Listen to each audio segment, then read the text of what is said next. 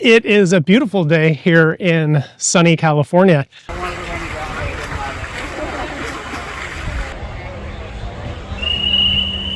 That was such an exciting race. One of my favorite races ever. Go,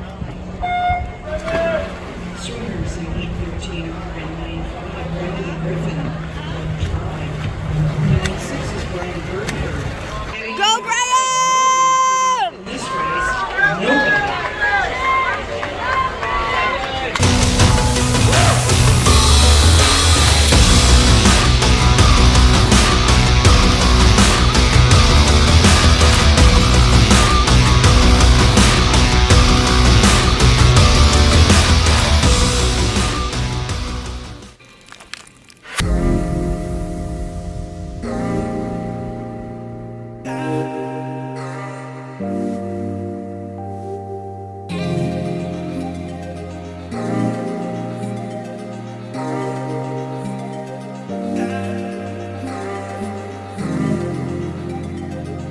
Okay, it is time for the 2024 Long Course National Championship that's being held out in Mission Viejo at the Marguerite Aquatics Complex.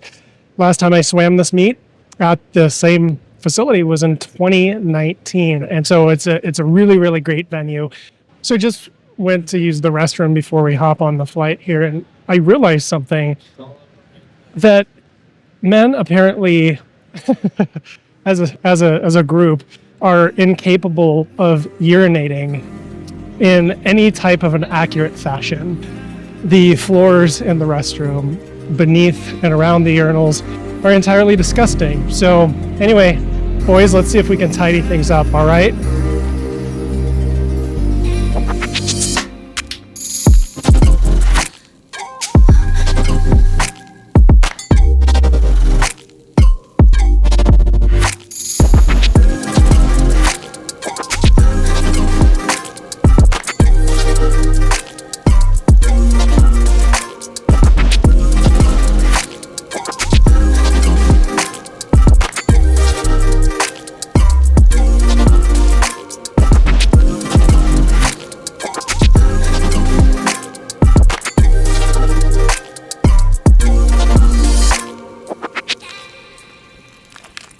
Hey everyone, it is a beautiful day here in sunny California. Wednesday. I start competition tomorrow. Came over to the pool today though to just jump in and get in a quick warm up, cool down, not even really a workout.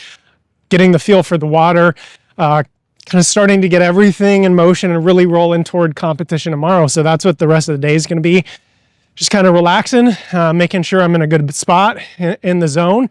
And there is one thing that must be done. And men, you know this to be true. There's nothing that makes you feel more like a man than shaving your legs. It's the freaking part about swimming that I definitely dislike the most. There's not many things I don't like about swimming, but this has got to top the charts. Shaving before a swim meet. I do not love it. It certainly doesn't make me feel particularly testosterone-y, but it must be done, like I said. And if it helps me swim faster, all the better. So wish me luck. Got about 24 hours and counting.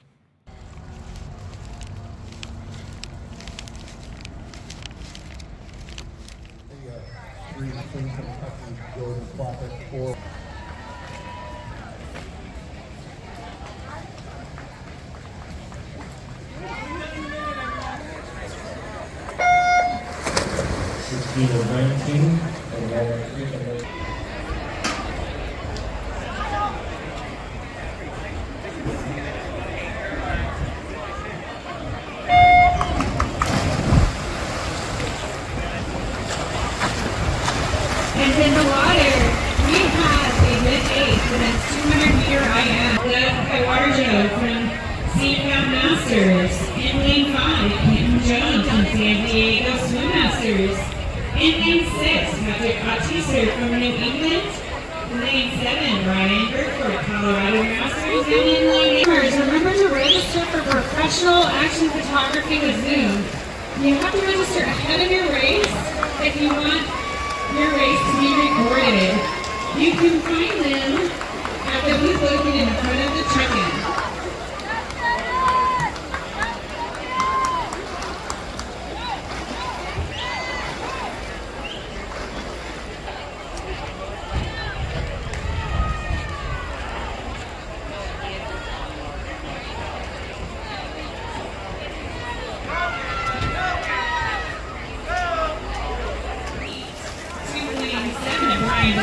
Come on, Brian, go! And it looks like we have Brian Murphy, which is first with a time of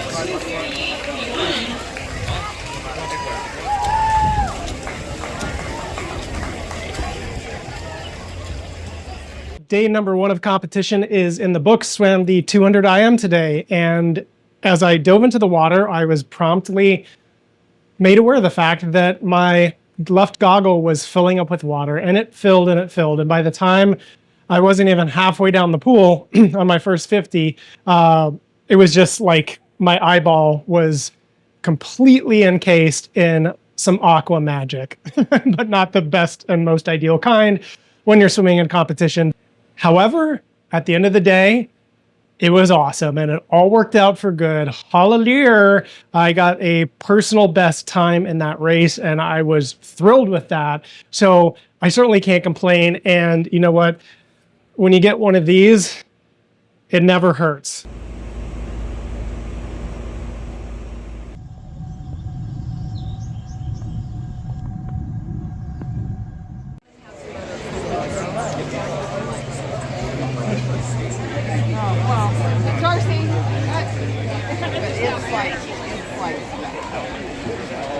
Bring your attention to our sports and restroom.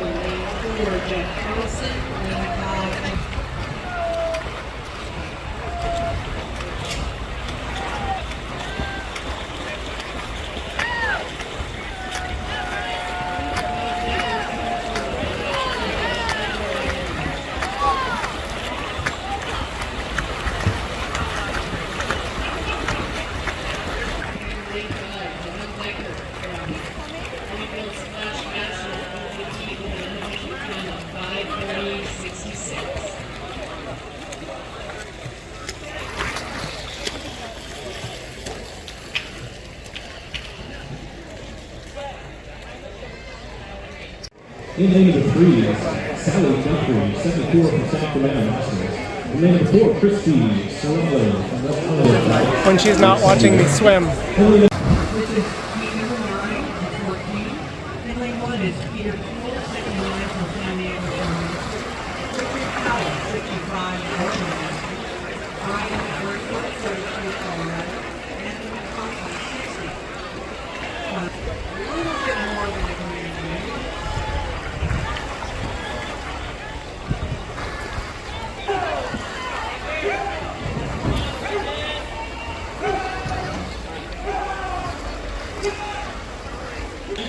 And we've got a race between lane 3 and 6. Both swimmers really picking it up. Come on, babe. Go, go, go, go, go. Come on, go. Go.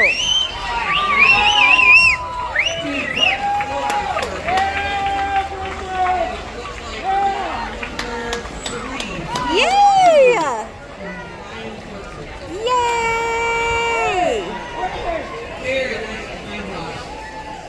Hey everybody, it is Saturday afternoon. Yesterday I swam the 200 backstroke. I was really happy again with how I swam that. I didn't feel like there was anything left in the tank, but I also didn't burn myself out really early either. I paced it really well, in other words. It was funny during the live stream feed. There was this one point where this bee like comes right in front of the camera, like dive bombed the camera. So that was entertaining. Also swam yesterday the 400 IM. That was another race I felt really, really solid about. Like I paced it well. The tempo was good. I had a ton of fun. Now it was late in the day because the timeline they were way behind. So I didn't swim that race until like 5:30 p.m. I am used to swimming at 5:30 in the morning, so it's a little bit different for me, but it's good to get that kind of variety. Today I had the 200 breaststroke, and based on how my breaststroke was yesterday and my 400 IM, I knew I had to make some adjustments because my split times from that, I was like, if I don't find another gear here, a way to do something different, I knew my breaststroke, my 200 breaststroke today was not going to be particularly satisfying, put it that way. Somehow I was able to really, really be very attentive, very intentional about my stroke, making sure that I had it together, that my cadence was correct. And I was super happy with how I swam that race. I really, really was. Again, I left it all out there. And I think that that's the biggest thing. The races where I am not as happy, the meets where I'm not as happy, is anytime I get out and I dive into the pool and I don't completely leave everything out there. Like I hold something in reserve, or I don't just expend every bit of it and just allow kind of the spirit to flow and just go, right? Like no holds barred. Those are the times that I will regret, right? In meets. And I think that just in life too, right? How much of life is about the regrets that we have because we know we held something back, that we weren't really intentional about what we were doing. And I just never want to have to say that about my swimming, about my life, about my relationships. And so that's just such a great reminder every single day to make sure that we're intentional and that we are out there giving all of ourselves, every bit of ourselves in every moment, and pacing ourselves, yes, but at the same time, not holding anything in reserve and finding that critical balance, because that's how we lead lives of excellence, of significance, lives that are going to have impact. Tomorrow, I wrap things up with the 200 butterfly. It's my first race, and this will be the first time I've swam a 200 butterfly long course meters. Like I've never swam that distance before, so it's a little bit of an experiment. First of all, to see and make sure that I can actually get through the entire thing, God willing. And yeah, we just have to go out and do the same thing I've been doing, which is pace myself and give it everything that I've got. The race immediately after that is the 100 backstroke, which I am also swimming. After my hardest race of the entire meet, I will be going right into my 100 meter backstroke. So wish me luck.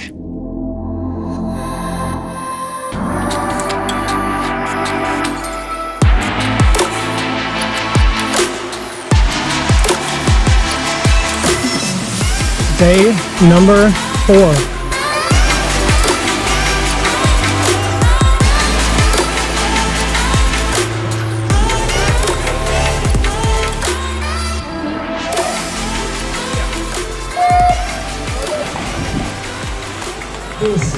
7 of 11, lane 1, Brian Bergford, Colorado. Lane 2, Ronald Scott, Roseville. Lane 3 is Dan Ed.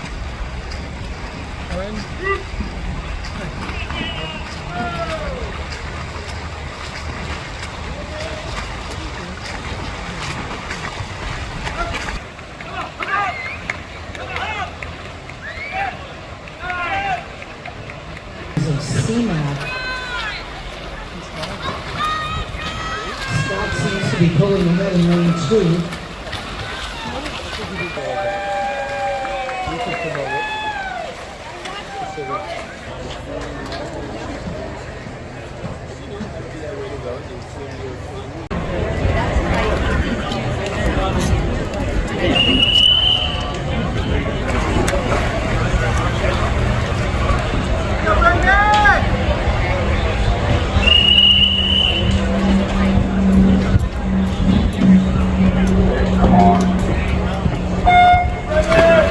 Swimmers in 8:13 are in lane 5, Brendan Griffin, lane 6 is Brian Bergford, Colorado.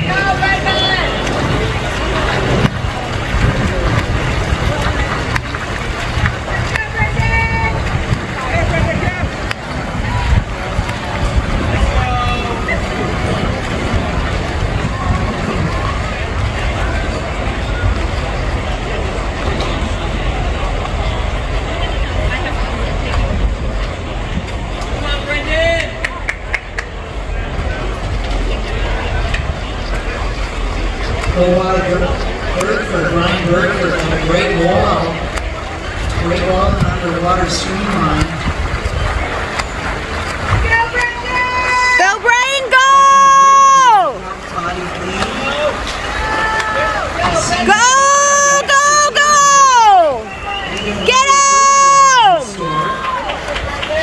Go, Brian! In this race, nobody.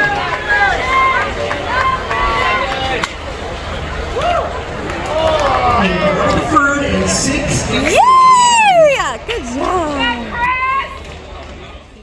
Hey guys, it is Sunday afternoon, so we are wrapped up with competition. It started this morning for me with the 200-meter butterfly, a distance and a race that I have never successfully completed before, and so I thought this is as good a time as any to make my first attempt at a national competition.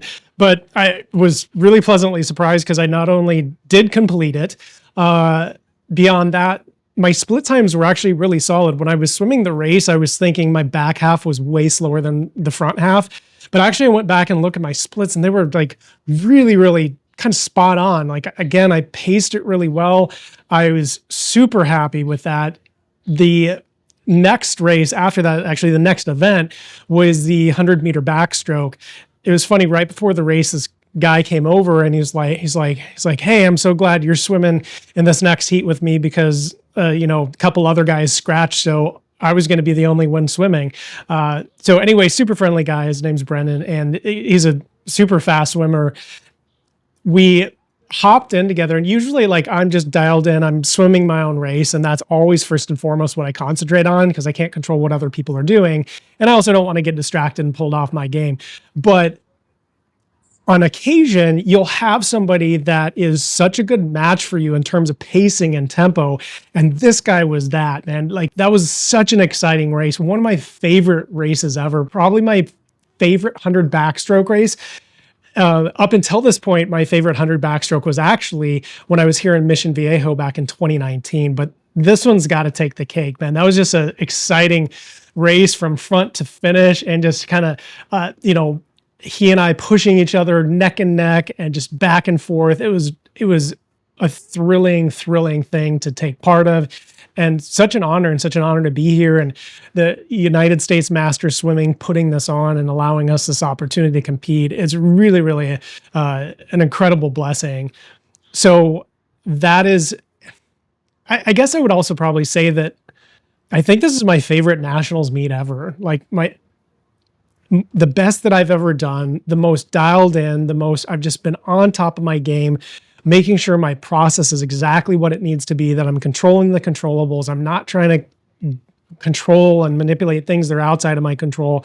And man, I felt really, really good about that and giving absolutely all of myself in every single race and every moment. You know, I couldn't ask anything more of myself. And then the cool thing is, look at this hummingbird over here. See this guy? Love hummingbirds.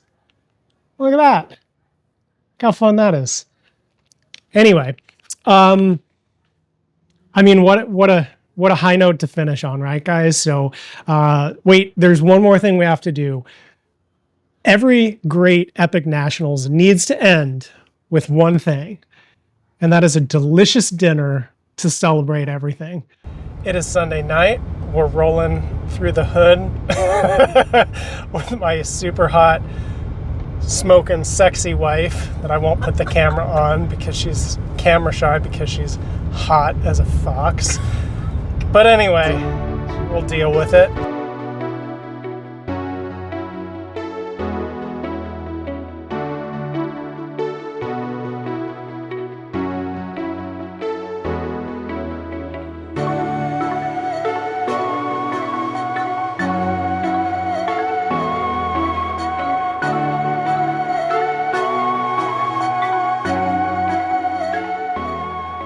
All right, we are still here.